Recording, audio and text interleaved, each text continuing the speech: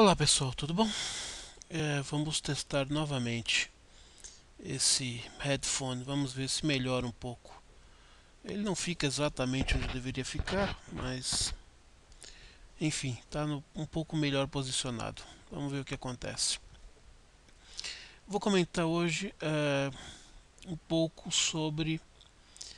Eu não vou comentar exatamente o que aconteceu, mas eu vou pegar o que aconteceu para, sei lá, para dar uma pincelada sobre o problema, um dos maiores problemas brasileiros. Aconteceu aí recentemente o caso daquele rapaz que estava praticando ações não muito convencionais dentro de um ônibus e acabou, digamos assim, respingando parte dessa parte de fluidos do seu próprio corpo numa moça dentro do ônibus. Ele foi preso, ficou quase nada preso, foi liberado e logo em seguida voltou a praticar o mesmo crime, o mesmo delito. Então, assim, agora foi preso de novo, evidentemente. Qual que é o problema disso aí? O problema disso aí infelizmente, a nossa legislação. A nossa legislação penal é um lixo. É simplesmente isso. Um dos grandes problemas brasileiros é exatamente o nosso Código Penal. Nosso Código Penal é de 1940. Nós estamos em 2017. É um código que tem quase 80 anos. Para vocês terem uma ideia, em 1940 a população brasileira era de 40 milhões de pessoas, 41 milhões de pessoas. Hoje nós temos 204, 205 milhões, ou seja, nós temos 5 vezes mais população do que nós tínhamos em 1940. Isso influi nos problemas de criminalidade? Teoricamente influi, mas eu tenho um outro dado para vocês. O índice de criminalidade ele é medido na quantidade de crimes por 100 mil habitantes, que assim ele fica proporcional. Aí não importa a população do país. Você vai ter uma quantidade de homicídios, por exemplo, eu vou pegar a taxa de homicídios por 100 mil habitantes.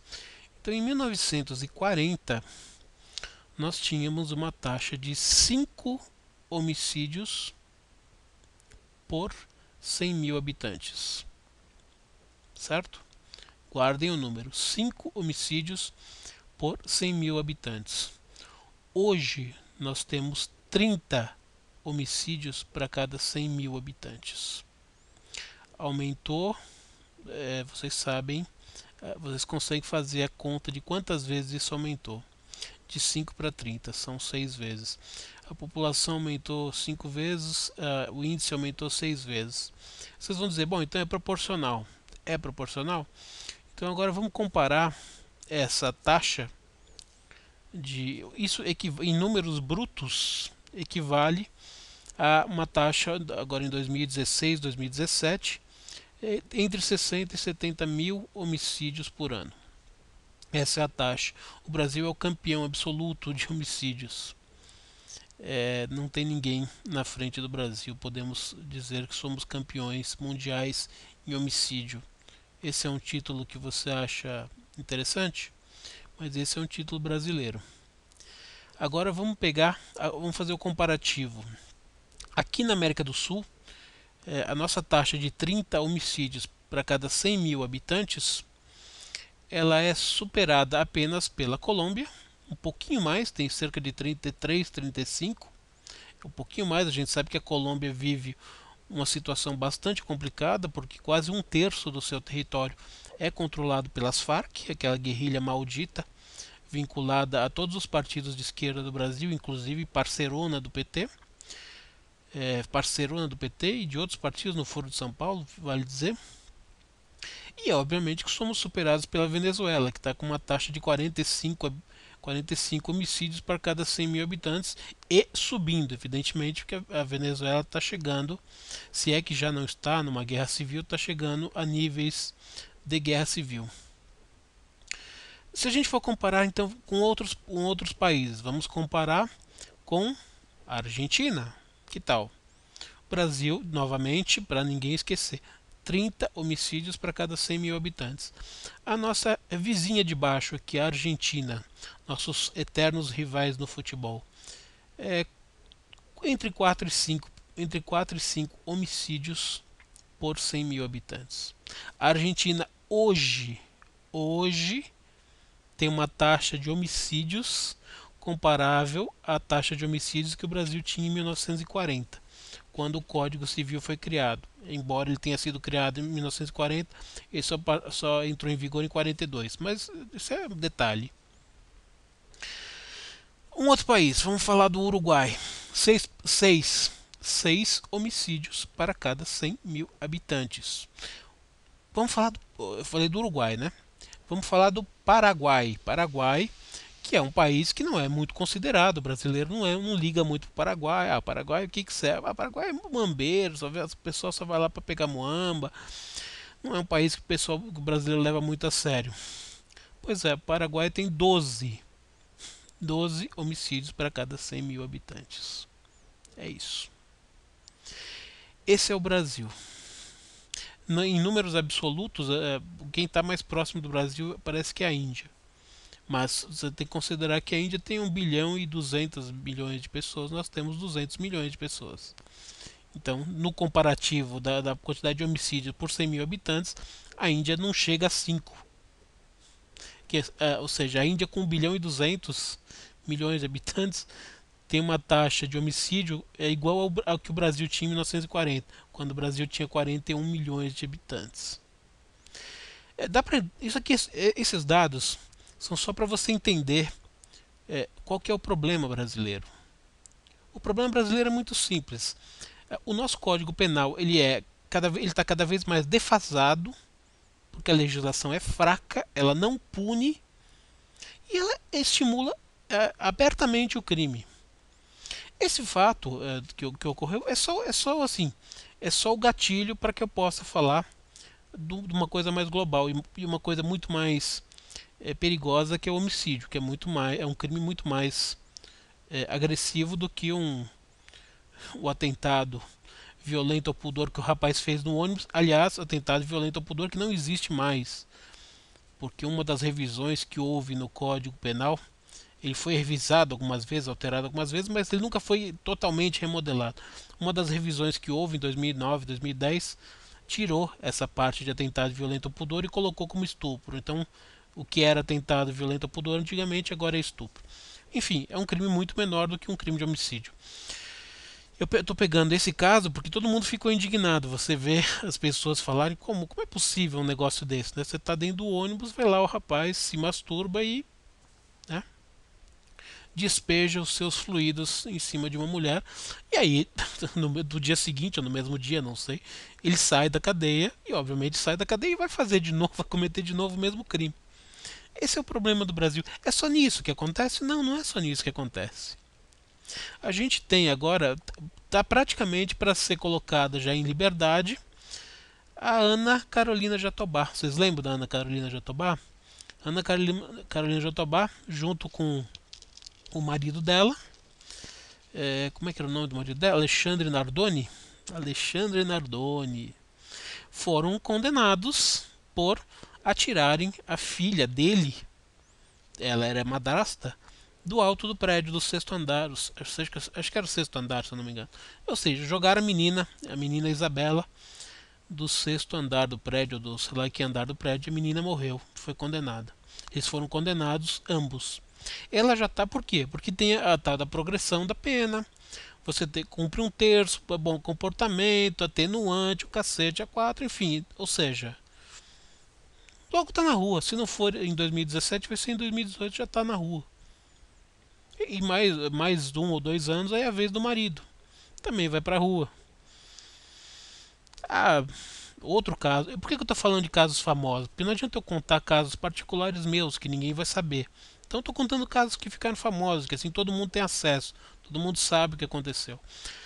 A Richthofen, que matou o pai e a mãe. Na verdade, ela não matou o pai e a mãe. Ela foi a mentora E quem matou o pai e a mãe foi o namorado dela e o irmão, os irmãos Cravinhos. O Daniel, Christian e Daniel Cravinhos. Que entraram na casa dela. Ela franqueou o acesso. E os dois mataram a golpes de porretada, com canos e o cacete a quatro. A Marísia, né? Marísia, Manfred Marísia, não sei, enfim. Matou o pai e a mãe. Foi condenada também, Suzanne von Richthofen.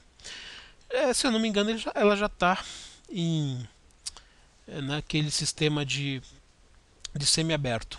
Você trabalha durante o dia e volta para a prisão para dormir à noite. Se eu não me engano, ela está no semiaberto. Se não tiver no semiaberto, já tá totalmente liberada. Mas acho que está no semiaberto. E ela saía. Ela tinha. Pasmem, a mulher matou o pai e a mãe. E ela tinha um indulto no Dia das Mães para sair da prisão. Assim, em que outro hospício que não seja o Brasil você tem uma mulher que mata a mãe e sai no indulto de Dia das Mães? Que mãe ela vai visitar no Dia das Mães? Ela vai no cemitério visitar a mãe que ela matou? Não, no Brasil existe isso. Tá na lei, tá na lei. Você vai dizer que você vai condenar a justiça porque concedeu o indulto? Não. A porra do indulto tá na lei. O problema é a merda da lei. O problema não é o juiz, não é o judiciário que aplica a lei.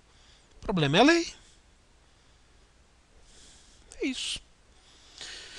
Quantos casos mais eu vou ter que citar? Tem o caso do goleiro Bruno também.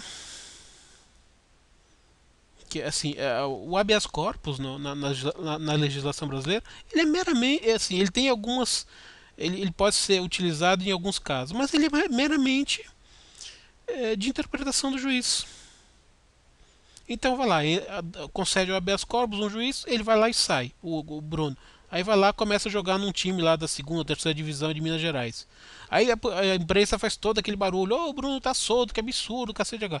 Vai um outro juiz, cancela o habeas corpus, volta ele pra cadeia. Por quê? Porque ele não foi, ele tem apelações ainda, ele não foi, o caso dele não está transitado em julgado, ele ainda está apelando da sentença. Porque a justiça brasileira é uma desgraça, você tem milhões de processos, está tudo atravancado. Então você vai apelando, apelando, apelando, apelando. Então, assim, um caso que começa hoje leva 30 anos para ser resolvido. Então esse é o problema. Daí existem juízes que consideram, bom, como ele não foi transitar, a condenação dele não é transitada em julgado, ou seja, não cabe mais apelação, então tem juízes que interpretam que ele pode ficar na rua até o transitado em julgado. Outros não pode, porque já foi, assim, segunda instância, por exemplo, já foi. Então, vai da interpretação de cada um. Aí ele foi preso de novo. Aí veio um outro habeas corpus, ele foi liberado. Aí ele começa a ensinar escolinha para garotos de futebol. Aí vai a imprensa, o goleiro Bruno tá solto de novo. Pronto, vai lá, o juiz cancela, vai ele de novo. É assim, essa é a justiça brasileira. E quem é que pode mudar o Código Penal? Quem tem que mudar o Código Penal é o Congresso brasileiro. Agora, eu vou perguntar para vocês. 80 ou 90% daquele Congresso brasileiro está tudo corrompido. Todos eles estão na iminência de serem processados pela justiça brasileira. Claro que grande parte pelo Supremo, porque tem foro privilegiado, aquela porra toda. Lula, condenado. Dilma provavelmente já foi denunciada pelo Janot. Vai sofrer processo. Temer, mesma coisa. Os ex-presidentes, você pega o Collor, agora é senador, tá lá também. Então, assim, quem tem que modificar o Código Penal são os políticos. E os políticos são os maiores criminosos desse país. Então por que eles vão endurecer as penas, criar um novo Código Penal mais rígido para condenar as pessoas a penas mais duras, para endurecer, para que o crime não valha mais a pena no Brasil, se eles são os maiores bandidos e estão na iminência de serem condenados? Você tem lá Palocci preso, você tem Dirceu já ficou preso, agora saiu por habeas corpus, Genuíno ficou preso. Assim, todos eles têm medo de ser presos. Por que eles vão aumentar as penas, endurecer as penas, se eles são os maiores bandidos do país? Então não tem como funcionar. É esse o problema do Brasil. Por que no Brasil vale a pena você ser bandido? Vale a pena, porque mesmo quando você é pego, as penas são ridículas. E você tem um monte de subterfúgios, de amenidades, ameniza por causa disso, por causa daquilo, por causa daquele outro. Isso aí no final você não cumpre nem. As penas já são baixas e você não cumpre nem a totalidade das penas porque tem aquele monte de penduricalhos ali que vão abaixando as penas. Aí você vai me dizer, mas a prisão, as nossas prisões são um lixo, elas são fábricas de bandidos, o PCC foi criado dentro da prisão, hoje em dia já tem várias outras organizações rivais do PCC. Pois é, só que quem disse para você que a prisão foi criada para ressocializar o cidadão?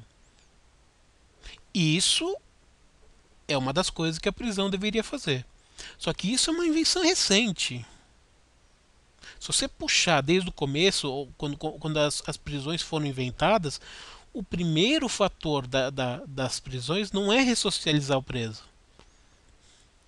O primeiro objetivo da prisão é fazer com que aquela criatura, aquele ser que viola a legislação, que ameaça, que coloca em risco a vida dos seus semelhantes na comunidade, seja separado dessa comunidade, para que ele não volte a cometer outros crimes.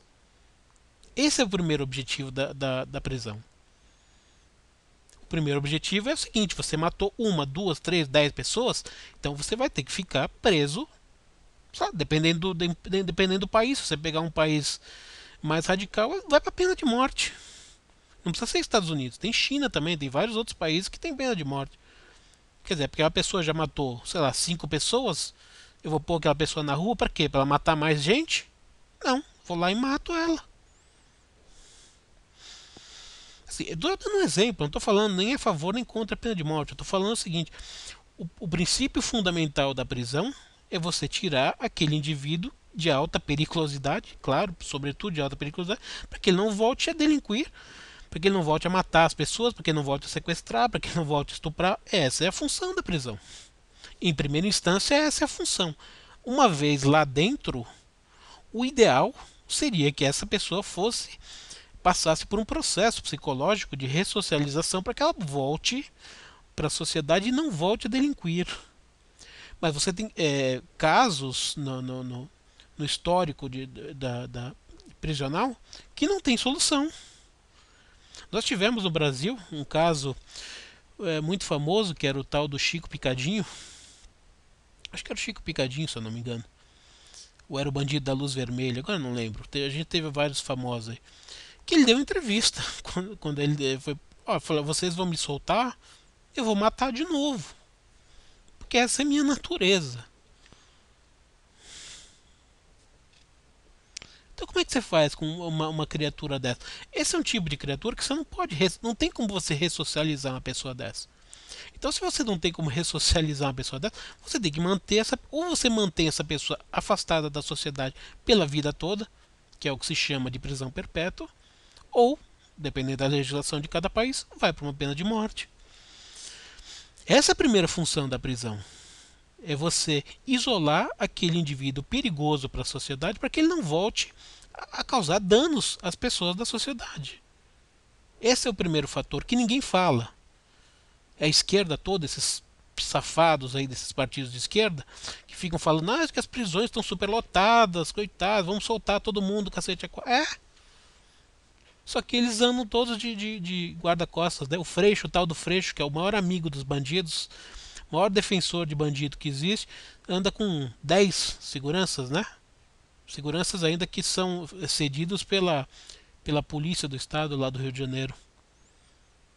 É fácil você ser a favor do bandido, né? Vamos liberar o bandido, solta, abre as cadeias, sai todo mundo. Eu ando com 10 seguranças aqui. O resto da população não tem segurança. Então, essa da população que tome no cu. É o discurso maravilhoso da esquerda. Os deputados todos que são a favor de bandidos, penas mais brandas, vamos libertar, tadinho, matou, não pode.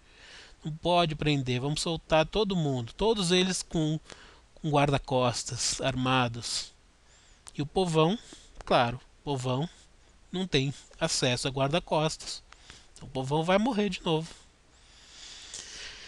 É isso. Enquanto o crime, eu tô falando, falei dos homicídios porque é o crime mais grave, mas vale para qualquer crime. Vale para os crimes da Lava Jato. Esses caras que estão sendo presos vão sair. O Lula vai ser preso. Mas assim, é aquela história. Você vai ser condenado a 30 anos. Ah, mas você só cumpre um terço. Aí tem bom comportamento. Aí tem saída temporária. Esqueci o nome agora. Aquela categoria que você trabalha durante o dia, só, semi-aberto. Então, bom, ele foi condenado a, de repente, eu estou falando de todos os crimes, tá? Ele foi condenado a 9 anos, mas ele tem mais 4 ou 5 ações onde ele vai ser julgado, né? Então ele só foi julgado por um crime até agora, tem mais 4 ou 5. Vamos supor que no total ele tenha 30 anos. Então você baixa para 10, porque tem aquele um terço. Aí você tem aquelas gambiarras, semi-aberto, cacete a 4. 7, 8 anos ele está livre. Vocês lembram do Lalau? Lalau, aquele cara do juiz do desembargador do Tribunal de Justiça, também que roubou milhões de uma reforma do tribunal aqui em São Paulo, também já está solto. Sei que já não morreu, porque faz tanto tempo isso. Ficou pouquinho tempo. Era um cara também que já estava com 70, 80 anos. Ah, tadinho, tá velho. Vamos arrumar uma prisão domiciliar para ele. Tá? Liberou o cara lá, fica lá na sua mansão, tomando sol, queimando a bunda na piscina, com todos os milhões que ele roubou, uma vida tranquila e maravilhosa. Quer dizer, aí o cara que quer ser ladrão, o cara que quer ser bandido, ele fica olhando para isso e fala: porra, o crime compensa no Brasil, por que eu não vou roubar? Vou roubar, vou matar, vou estuprar. Além das penas serem baixas, assim, a justiça demora uma eternidade. E ainda tem todo esse mundo de esquerdistas da política, do showbiz, do cacete a 4 me defendendo, dizendo que coitadinho de mim, eu sou vítima da sociedade. Então eu posso matar todo mundo porque eu sou vítima da sociedade. Então eu continuo vítima da sociedade. Eu vou matando, vou estuprando, vou roubando. É isso. Então, esse é um dos grandes problemas do Brasil. Enquanto a gente não tratar desse problema, que provavelmente é o mais grave, porque assim, homicídio é o mais grave, porque se você morre, assim, o que adianta você ter saúde, você ter educação, você ter emprego, você ter uma boa casa, você ter um bom carro, se você morrer? Todo o resto não serve para nada, tá certo? Se você morrer, acabou ali. Então, assim, a preservação da vida é o item mais importante da sua vida. É o item mais importante, é o seu direito fundamental. Se você não tiver direito à vida, todo o resto não serve para nada. Esse é o problema. Esse é um dos motivos pelos quais. Um dos motivos, tem outros, tá? Um dos motivos pelos quais o Bolsonaro está disparado nas pesquisas. Porque há anos ele vive combatendo bandido, marginal, cacete a 4, falando contra os caras, defendendo a polícia, valorizando a polícia. Um dos maiores problemas, se não for o maior problema brasileiro, é a alta criminalidade. Então, assim, a primeira coisa que você precisa fazer para conquistar todo o resto é estar vivo. Então você tem um candidato que está dizendo que a prioridade dele é a segurança das pessoas. Bom, então a minha maior prioridade é a minha segurança. Se eu não estiver vivo, nada mais vai adiantar. É isso. E assim, eu ia comentar um pouco sobre livros, mas assim, livros para vocês lerem um pouco sobre legislação, mas deixa para lá, deixa para um outro vídeo. O problema é esse, tá certo? Eu peguei o gatilho desse caso que aconteceu no ônibus para expandir, assim, o caso que aconteceu no ônibus, tudo bem, foi um caso na minha visão, continua sendo um atentado violento ao pudor, apesar de não existir mais, porque ele não tem nada a ver com estupro, mas eles equivaleram, eles tiraram uma parte e colocaram tudo lá. Não importa. Esse é um crime que revoltou todo mundo, mas assim, ainda assim é um crime menor que o homicídio. Então, pensem, reflitam nesses dados que eu dei. Os dados do Brasil dos anos 40, quando foi criado esse Código Penal, o Brasil de hoje, a taxa que a gente tinha, a taxa que a gente tem hoje e o comparativo com os países do mundo. Tá certo? Que aí vocês vão ter. Se vocês quiserem, eu dou também a taxa dos Estados Unidos. A taxa dos Estados Unidos está entre 4 e 4,5 homicídio por 100 mil habitantes. Ou seja, os Estados Unidos tem mais ou menos a mesma taxa de homicídio por habitantes do que a Argentina, que é um país também do terceiro mundo aqui, que está vizinho nosso aqui de baixo. Interessante, né? E basicamente a mesma taxa de homicídio que nós tínhamos em 1940. Você vê como o Brasil evoluiu, né? O Brasil evoluiu, inclusive na criminalidade, que é o que mais cresceu nesses últimos anos. Tá certo? É isso aí então. Uma saudação, espero que o áudio tenha ficado melhor. Uma saudação e até a próxima.